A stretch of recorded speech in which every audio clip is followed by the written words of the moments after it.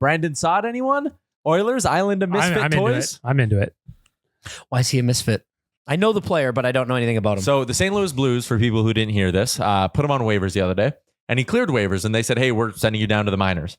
And he said, I would rather you terminate my contract. And they said, are you sure? Because he was owed 0.8, so $800K for the rest of this year and $4.6 million in salary next year. So he waived $5.4 million. He said, have it back. Let me move on. It was guaranteed money. He said, let me move on. I don't want to go to the minors. I want someone else to sign me. And he knew that the only reason he cleared waivers is because of his $4.5 million cap hit. If he was cheaper, probably would have gotten out of it. Also, he probably would have gotten bought out at the end of the season and gotten 2/3 of that money anyways. But he said, no, I want to win a Stanley Cup this year. So he walked away from his $5.4 million. Now, granted, $55 million in career earnings. Yeah. So he's made some money. It has. He's confident he's going to get another deal. And now Brandon Saad, after scoring 26 goals last year and getting off to a slow start or having a slow first half this season, is a total UFA. So he's a complete unrestricted free agent now. Yeah, and his agent came out and was like, hey, no ill will towards the Blues. They tried their best to move the contract. They couldn't move it. They respected that we wanted to get out of it. You think other teams would be like, hey, I liked it. Like that's like the anti what everybody does. Yeah, because usually players will sit there and go, oh, I can just make my money and play in the minors. Yeah, I'll make my $5.4 million over the next 2 years, or just ride out this season, get bought out, and you're a free agent this summer. Like he 100% would have gotten bought out. You'd have to think the Oilers have an inside track if they do want to go that way. Just the familiarity with Stan Bowman. He also traded back for him after getting rid of him. No? He traded Artemi Panarin for him. So let's talk about this for a second because I have serious questions. Mm-hmm. Who is he replacing on this team? So that's where it gets interesting. But my thought was, if there's an opportunity to get a guy who scored 26 goals last year for next to no money, you do it and figure the rest out later. Yeah, and I mean he's like winger, center. He's a winger. So let me throw you. Close your eyes. Imagine it's night one of the Stanley Cup playoffs. All right. Here's your Oilers starting lineup: McDavid, Nugent-Hopkins, Draisaitl, Podkolzin, and Arvidsson. Henrique with Connor Brown and Evander Kane, and you roll out a fourth line that has Matthias Janmark down the middle with Corey Perry and Brandon Saad.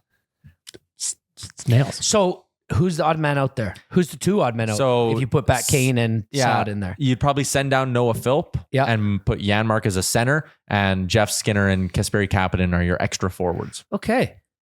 See, I really like Kapanen.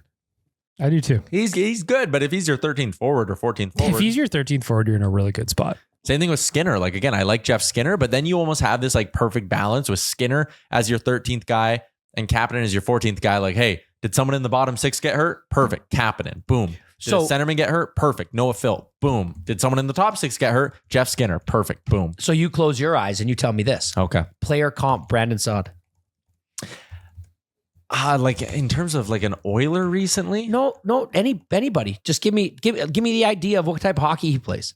So he's a somewhat big body. He's 6'1", so he's not undersized. Good nose for the net. Plays with his size is what I would say. He's not a 6'1" guy who kind of sits around the perimeter and whatnot. So good shot, good scoring ability, plays very hard. And the other thing too, if you're ever at a point where you're questioning a player being does he want this? How into has he it? Been on winning teams? Yeah, he has. He's played 103 games in the playoffs before. I only remember with Chicago. Yeah, right? won 2 cups, I think, with the Blackhawks. But this dude is giving up on $5.4 million to try win a Stanley Cup this year. Contracts having a real moment in the NHL right now. With the whole Mikko Rantanen thing, saying he would take less. Who's lying? Would he have taken less, or is his agent lying to him, saying that they wouldn't accept? I think maybe his agent overplayed his hand a little bit.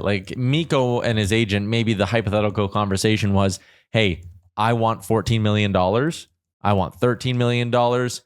But at the end of the day, if they're offering the 8th year, because Colorado could have, right? A free agent team cannot. If they're offering the 8th year and it's $12 million and it's under Nate, just take it. I want to stay. It's $100 million guaranteed at that point. Can you think of a time another player that's done this in recent past, like Brandon Saad, just giving up a contract? No, I can't remember. With Garrett, it happens sometimes when you'll have a guy who is making league minimum and it's a guy from Europe or Russia, and they'll be like, hey, let me out of the contract because I'm going to go sign overseas. And then they go sign overseas for 1.5 million and they go back home. But like a player doing it in the middle of the season to be like, I want to be a free agent with that amount of money, I can't remember the last time it happened. That's crazy. I'm kind of pulling for this guy.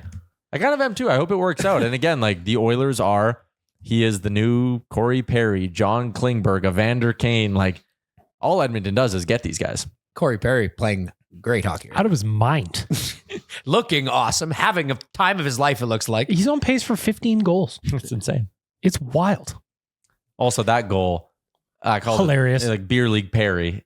He was objectively hilarious. He was at that other blue line for 8 seconds, being like, I almost thought with his foot speed and his takeoff ability at that moment that he was going to get caught from somebody at like the other blue line. He looked so slow to start. But I mean, he was at a dead stop. And then he just popped it in. Can I ask a question? I know Arvidsson literally from the amount of games that we play in the regular season and seeing him in 3 straight series. Yeah.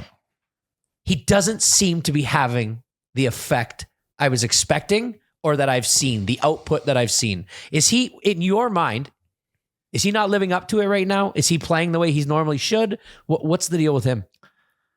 So last year, he only played 18 regular season games with the LA Kings. He scored 6 goals and had 15 points. This year with the Oilers, he's on his 35th game now, 6 goals, 16 points.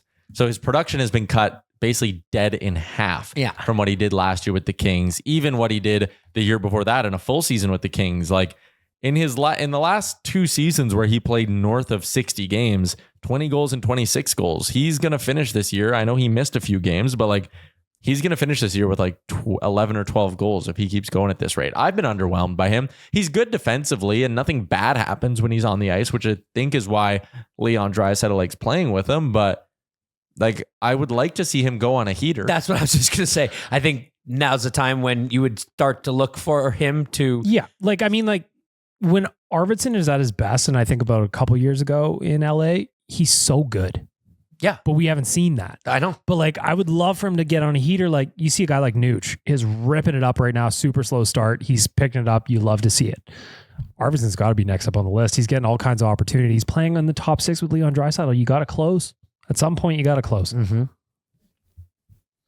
I agree. And it's the same. Yeah. If him and Podkolzin can just get going. I also do think like I rattled off those lines and like who fits with who come playoff time. There's a part of me that's like, if you have a good defensive centerman somewhere and you put him with Arvidsson and Podkolzin, third line, shutdown line kind of thing, like you don't need them to be productive. You just need them to like, an old school shut them down kind of line. And they got some touch there. Like if he can just get himself going, he's better than what we're getting from him now. I would not be the least bit surprised. Like think about the way Connor Brown totally like flipped his reputation and it did a 180 with a couple of big goals in the playoffs. I wouldn't be the least bit surprised if we're in the conference finals next year and it's like, oh shit, Victor Arvidsson has 7 goals in this playoff. Even just down the stretch, if he started picking up, that would kind of turn things around. Can I ask for your... I'm trying to think of a way to phrase this that's clever, but I can't.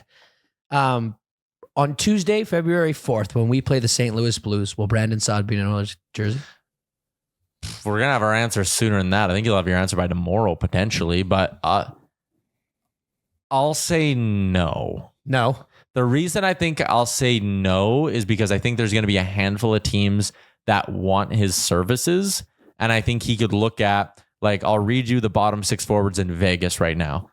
Tanner Pearson, Jonas Rondberg, Keegan Colasar, and Raphael Lavoie. I literally don't know a single one of those people. Well, yeah, no, because they're not real people. Yeah. Not. But like, if he goes to Vegas, I would just be annoyed. Yeah, I would be too. But like, even Toronto, right? They desperately need bottom 6 scoring. Their bottom passes 6 up.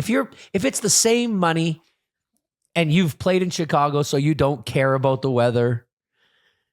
Who passes up coming to play with Connor?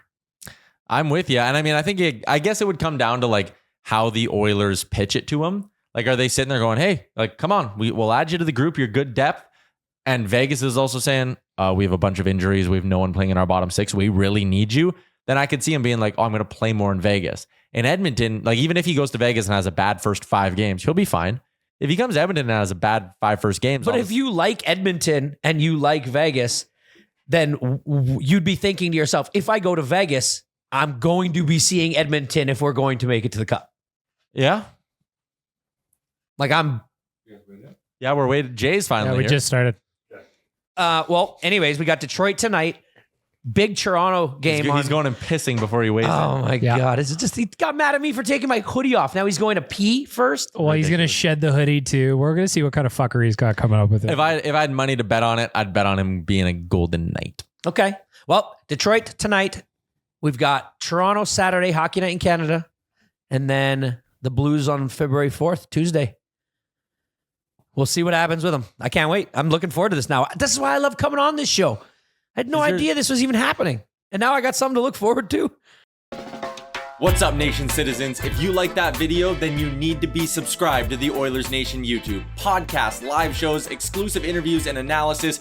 Everything you need from your favorite voices at Oilers Nation. And you don't want to miss any of it, so hammer that subscribe button.